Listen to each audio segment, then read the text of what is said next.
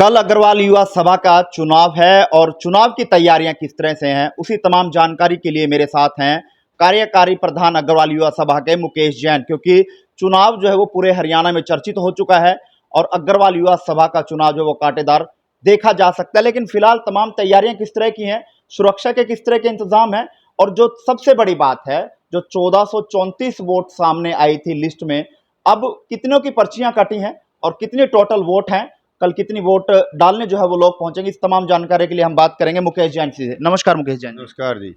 मुकेश जैन जी, कार्यकारी प्रधान आपको बनाया गया, तमाम प्रक्रिया रही है, कल चुनाव है तो किस तरह की तैयारियां टोटल ओवरऑल जो है वो रहने वाली हैं?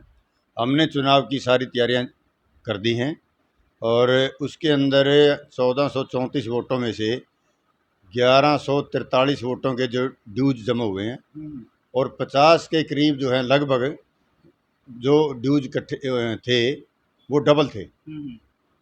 तो वो हमने लिस्टें सारी क्लियर कर दी हैं, जिसके अंदर 1143 वोटें क्लियर हुई हैं और उसमें से 5 वोटें जो है अदर कास्ट की हैं, जो हमने रेजुलेशन के अंदर सारा जो हमारी कमेटी थी, कमेटी ने बैठ के ये पास किया कि जो अदर कास्ट की वोटें हैं वो कल नहीं डलेंगी। तो कल यानी कि 1143 वोट जो है वो डाली जा सकती हैं। 1138 वोटें, 5 नहीं डलेंगी। 1138 5 यानी अदर कास्ट की जो 5 वोट है वो काट दी गई वो हैं। नहीं कटे। तो अदर कास्ट की वोट कैसे बन गई जैन साहब? कई बार बना देता है कोई आदमी, ऐसा है कि कई बार ये समझता है कि भाई गोत नहीं लगाया उसने, आगे मान लो गुप्ता लगा दिया या जैन लगा दिया, उसके अंदर हम अग्रवाल तो जो है 17.5 गोत है तो हमारे। यानी कि वो तफ्तीश की गई तो 5 वो फर्जी पाई गई तो वो काट दी गई हैं। वो काट दी अब कल जो वोट जिनका ड्यूज भरा गया है वो 1138 लोग हैं। 1138 वोटों का इलेक्शन होगा कल। जैसे कि जैन साहब, जो अग्रवाल युवा सभा का चुनाव है वो कहीं ना कहीं पूरे हरियाणा में अब चर्चित हो गया है और तैयारियों की अगर बात करें, क्योंकि सुरक्षा की अगर बात करें तो उसके लिए किस तरह के इंतजाम जो है वो रहने वाले हैं, कितने पोल जो है वो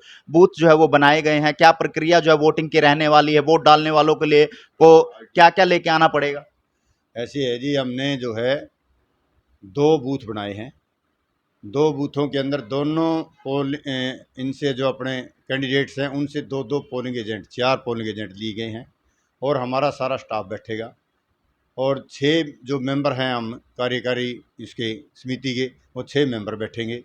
और सुरक्षा के हिसाब से मैं एसपी साहब से मिला था, एसपी साहब ने हमारा बहुत रिकॉर्ड किया और एसएचओ साहब को टेलीफोन किया कि भाई इनका इलेक्शन जो है फेयर इलेक्शन और बिल्कुल किसी दिक्कत, कोई भी दिक्कत नहीं आनी चाहिए। और हमें सारा प्रशासन पे और एसपी साहब पे पूरा भरोसा है कि उन्होंने हमारी बहुत अच्छी तरीके से बात सुनी और एसएचओ साहब को टेलीफोन किया।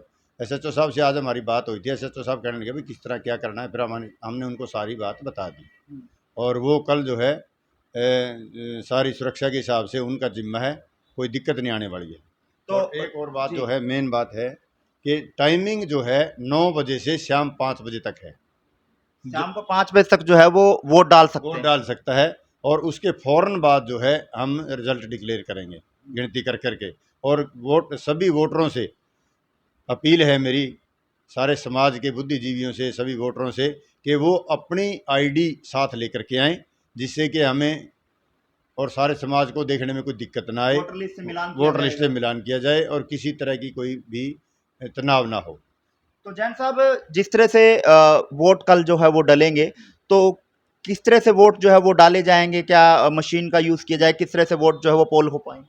वोटर में ऐसे है कि बाहर जो है एजेंट बैठेंगे कैंडिडेटों के, वो पर्ची में वोटर नंबर और उसका नाम एड्रेस लिख के अंदर भेजेगा। वो हमारे जो पोलिंग ऑफिसर हैं वो वेरिफिकेशन करेंगे और उसको फिर बेल्ट पेपर देंगे। बेल्ट पेपर और स्टैंप हम उनको देंगे और पैड, वहाँ जो 2 बूथ लगे हुए हैं उसके अंदर वो स्टैंप लगा करके हमारे फिर उसको इसमें मत पेटी में डालेगा।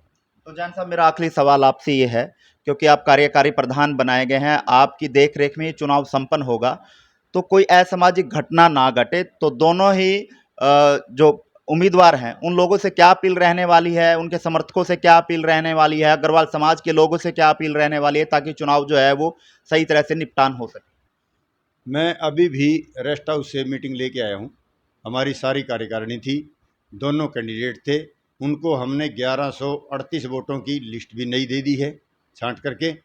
और उनसे अपील यही की है कि ये भाईचारे का इलेक्शन है, आए साल इलेक्शन होता है, कोई ये कोई ज़रूरी नहीं है कि भाई थोड़ा बहुत भी तनाव करें।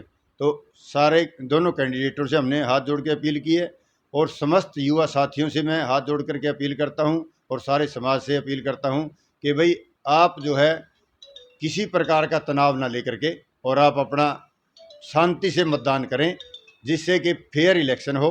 हमारी इच्छा भी यही है कि भाई फेयर इलेक्शन हो और समाज में जो है सारे हरियाणा में जिस प्रकार से कैथल का नाम चर्चित है इलेक्शन का, और रिजल्ट आने के बाद भी ये कहे कि कैथल की बिरादरी ने बहुत अच्छा जो है रिस्पॉन्स दिखाया।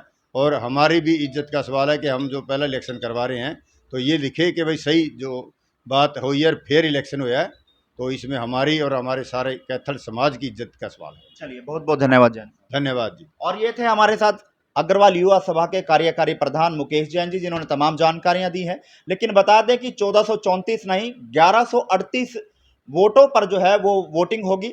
लेकिन साफ तौर पर अपील की गई और हम अपने चैनल के माध्यम से भी लोगों से, अग्रवाल बंधुओं से अपील करना चाहेंगे कि ये चुनाव जो है वो भाईचारे का है, इसको कोई तनावपूर्ण ना बनाएं।